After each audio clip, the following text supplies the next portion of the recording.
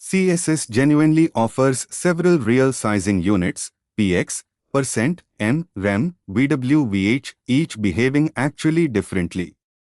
In this video you'll compare all 5 real units. Px genuinely is a real, fixed absolute unit. 16px genuinely always renders as the exact same actual size.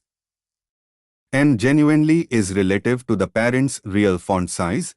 1.5 m genuinely means 1.5 times the actual parent's size. Rem genuinely is relative to the root HTML element's real font size, regardless of actual nesting, more predictable than M.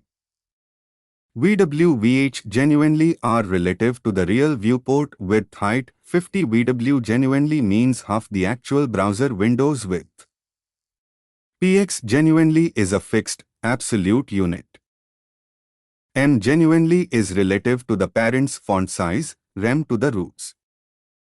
VWVH genuinely are relative to the real viewport dimensions.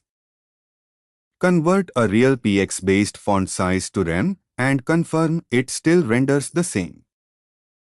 Ready to understand what real CSS properties genuinely inherit?